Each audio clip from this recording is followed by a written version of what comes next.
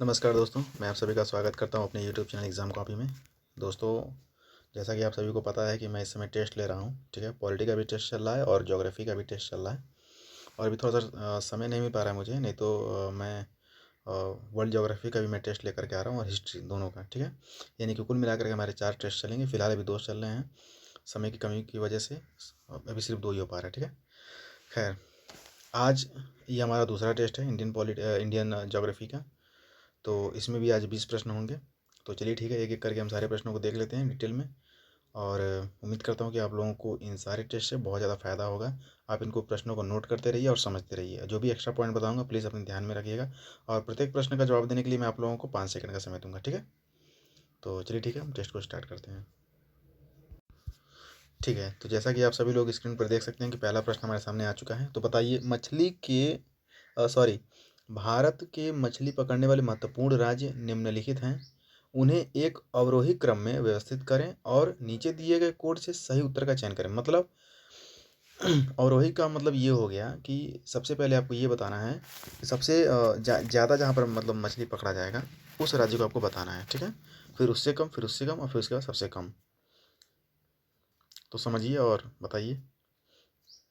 तो जैसा कि आप सभी को पता है कि ये सारे स्टेट जो हैं सारे कोस्टल एरिया पे ही हैं। और जाहिर सी बात है कि जब मछली पकड़ने का व्यापार होगा तो कोस्टल एरिया पे ही होगा। ये सब समुद्र के किनारे हैं, ठीक है। समुद्र के किनारे बसने वाले सब ये स्टेट हैं, ओके। तो देखिए, इसका जो राइट आंसर हो जाएगा वो हो जाएगा हमारा ऑप्शन ए, ठीक है। Option A is a right answer. क्यों? क्योंकि सबसे ज़्यादा मछली का उत्पादन कहाँ होता है आपको पता ही होगा, पश्चिम बंगाल, ठीक है। फिर कहाँ पर? फिर आंध्र प्रदेश में। आंध्र प्रदेश से तो इम्पोर्ट भी किया जाता है, ठीक है। फिर गुजरात, गुजरात में आपको पता ही है, ठीक है। फिर गुजरात में भी पूरा बहुत बड़ा मच्छी बाज़ार लगता है, आप लोग को अच्छे से पता हो। एक फ़िल्म आई थी चोरी चोरी चुपके चुपके, शायद ये था या चुपके चुपके था। उस हीरो का था, क्या नाम था उसका, शाहिद कपूर, उसमें भी दिखाया ये चीज़, ठीक है। अच्छा, फिर उसके बाद दूसरा क्या है? केरल। और तीसरा क्या है? तो तीसरा हमारा तमिलनाडु, यानी तमिलनाडु में सबसे कम, ओके। तो ऑप्शन ए हमारा जो है वो सही हो जाएगा, ठीक है। अगला देखते हैं। अगला है 760 किलोमीटर लंबा कोंकण रेलवे निम्नलिखित राज्यों से गुजरता है। दोस्तों यकीन करिए, ऐसे प्रश्न काफ़ी महत्वपूर्ण हो जाते हैं। तो प्लीज़ आप इसको ध्यान रखिएगा कि ये जो कोंकण रेलवे जो है ये किन किन राज्यों से गुजरता है, ये बताना है आपको।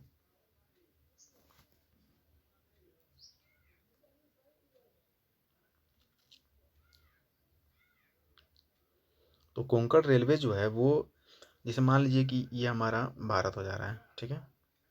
ये भारत, ठीक है। तो यहीं पर है ये, यहीं पर है ये रेलवे ट्रैक। एक मिनट, ठीक है। समझ लीजिए, मैं थोड़ा सा नीचे हम लेके चले आए, नीचे तक, इतना नीचे नहीं आएगा ये। तो हमारा महाराष्ट्र से शुरू होगा, यानी यहाँ से शुरू होगा, ठीक है। फिर महाराष्ट्र से आप कहाँ आएंगे? आप गोवा आ जाएंगे, जस्ट उसके नीचे गोवा आ जाएंगे। जैसे मान लीजिए गोवा यहाँ पर है, ओके। फिर गोवा के बाद कहाँ पर आ जाएंगे? कर्नाटक, मतलब यहाँ पर। ये हमारा रेलवे ट्रैक है इधर, ठीक है। 760 किलोमीटर लंबा है ये, ओके। तो कौन है इसमें? तो हमारा ये option A is a right answer, ध्यान रखिएगा। अगला देखते हैं।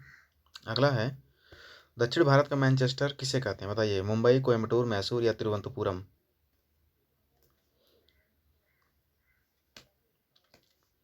तो दक्षिण भारत का जो मैनचेस्टर है वो मैसूर है, ओके, ध्यान रखिएगा। Option C is the right answer, okay. अगला देखते हैं।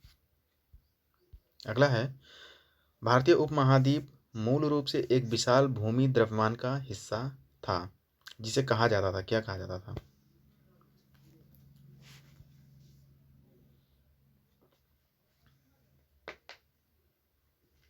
तो ये है गोंडवाना लैंड, ठीक है।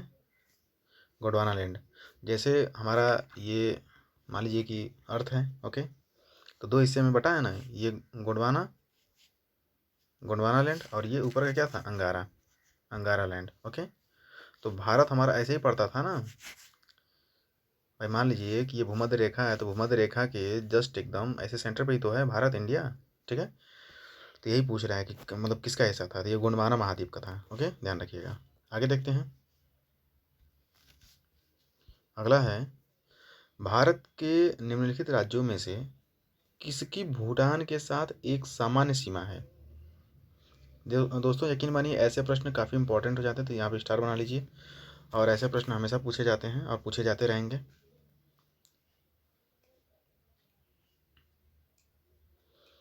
तो पांचवें का जो है राइट आंसर वो हो जाएगा ए। ठीक है, क्यों? क्योंकि भूटान से, जैसे मान लीजिए अगर भूटान है तो भूटान से हमारा असम भी लगता है, अरुणाचल प्रदेश भी लगता है, ठीक है, सिक्किम और वेस्ट बंगाल लगता है। तो इसको कैसे याद रखेंगे आप?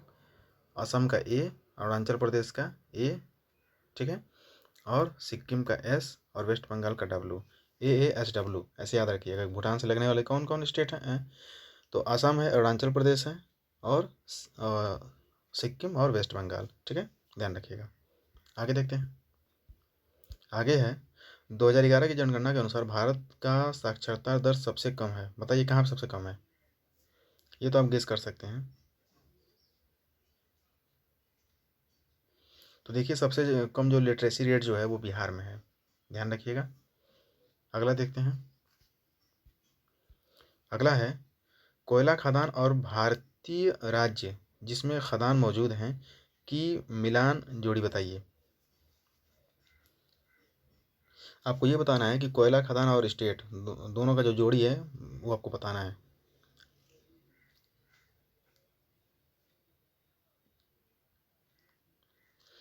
तो आप लोगों को अच्छे से पता होगा कि झारखंड में ही झरिया है। ठीक है, तो यही हमारा सही हो जाएगा। Option A is the right answer. Okay, आगे देखते हैं। आगे है, 2011 की जनगणना के अनुसार उनकी जनसंख्या के संबंध में निम्नलिखित राज्यों के अवरोही क्रम का पता लगाएं। ठीक है, तो सबसे पहले आपको ये बताना है कि किसमें सबसे ज़्यादा पॉपुलेशन है।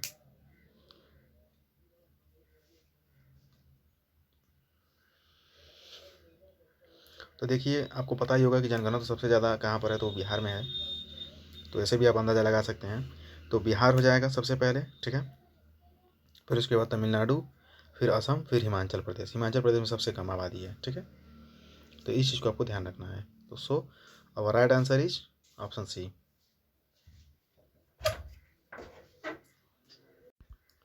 तो option C is a right answer, ध्यान रखिएगा। आगे देखते हैं। अगला है, भारतीय राज्य को 5 नदियों की भूमि के रूप में जाना जाता है। बताइए वो कौन सा भारतीय राज्य है जिसको 5 नदियों की भूमि के रूप में जाना जाता है? बताइए।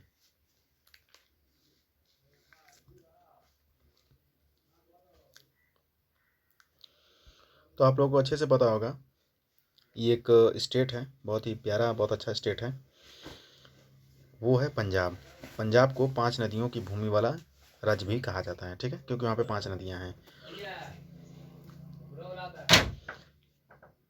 सिंधु है, सतलज है, व्यास है, रावी है, झेलम है। ठीक है, so option B is the right answer. अगला देखते हैं। अगला है, निम्नलिखित में से कौन गुजरात के बारे में सच नहीं है? बताइए। नमक का सबसे ज़्यादा उत्पादन वहीं पर होता है, या दूध का उत्पादन सबसे ज़्यादा होता है, या तंबाकू का, या मूंगफली का? तो ये बताना है कि इसमें से कौन सा सच नहीं है, यानी कि 3 ठो जो है ना वो सही है। तो देखिए नमक वाला जो है ये सच नहीं है। ठीक है, मूंगफली का सबसे ज़्यादा उत्पादन गुजरात में होता है, बात सही है। तंबाकू का सबसे ज़्यादा होता है, ये भी बात सही है। दूध का भी उत्पादन सबसे ज़्यादा वहीं पर होता है, लेकिन नमक का सबसे ज़्यादा उत्पादन नहीं होता है। ठीक है, इस चीज़ को ध्यान रखिएगा। अगला देखते हैं। अगला है, निम्नलिखित में से किस राज्य में सिंचाई के लिए नहरों का अधिकतम घनत्व है?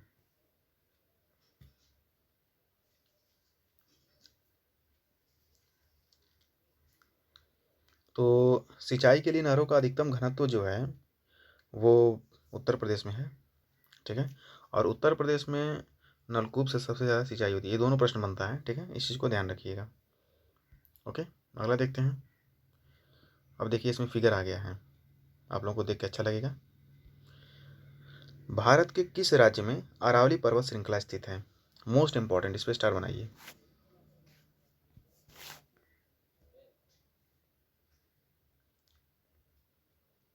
तो अरावली पर्वत श्रृंखला जो है ये राजस्थान में है, ठीक है, ध्यान रखिएगा। अगला देखते हैं। अगला है, ये आपके पास कुछ ये थोड़ा सा क्वेश्चन डिटेल आ गया, ठीक है। ये आप लोगों को थोड़ा सा मतलब आप लोग इस पर विचार विमर्श करिए कि मतलब कौन सा सही है इसमें से, सब सही है या दो सही है या तीन सही है, कौन सा इसमें सही है।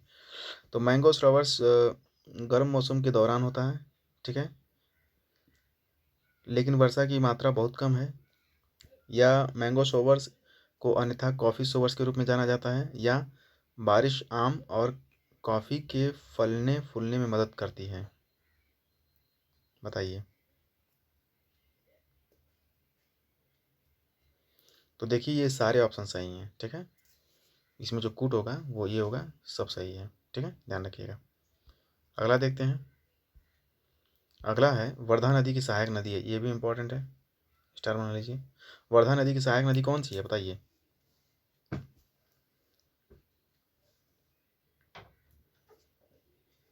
तो 14 का जो हो जाएगा वो हो जाएगा हमारा ऑप्शन ए, ठीक है, गोदावरी।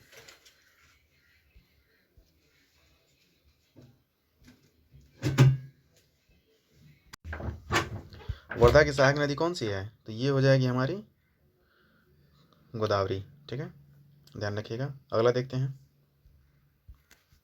अगला है, अगला है फिर वही कुट वाला है, बताइए।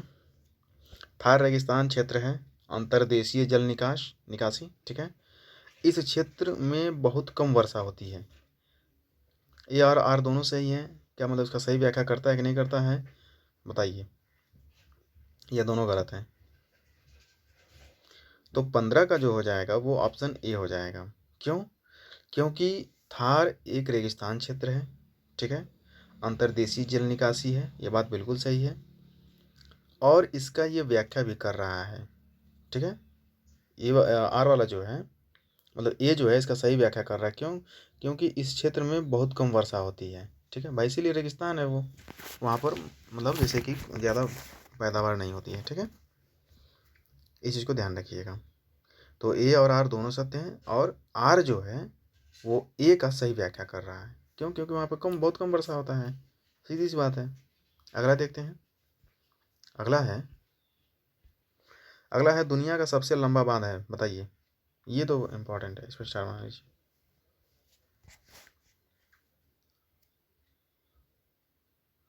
तो देखिए हीराकुंड बांध जो है, जो उड़ीसा में है, ये दुनिया का सबसे लंबा बांध है, इसको ध्यान रखिएगा। Option C is the right answer, okay. अगला देखते हैं। अगला है पर्ल फिशिंग का कार्य किया जाता है। पर्ल फिशिंग का कार्य कहाँ किया जाता है, बताइए।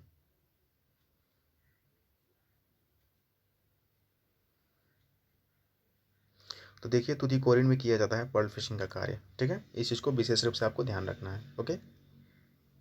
सो our right answer is option A. अगला देखते हैं। अगला है नॉर्वेस्टर भारत और बांग्लादेश में होने वाली स्थानीय आंधी, ठीक है, जिसका नाम है क्या, नॉर्वेस्टर, की खेती में मदद करती है। किसकी खेती में मदद करती है? तो ये मदद करता है आपका चाय में, ठीक है, ध्यान रखिएगा। Option B is the right answer, okay. अगला देखते हैं। अगला है अमृतसर और शिमला में समान अक्षांश है, फिर भी शिमला अमृतसर की तुलना में ठंडा है, क्यों? क्यों ठंडा है? सही बात है भाई, शिमला में बहुत ज़्यादा ठंडी पड़ती है मुकाबले की अमृतसर की।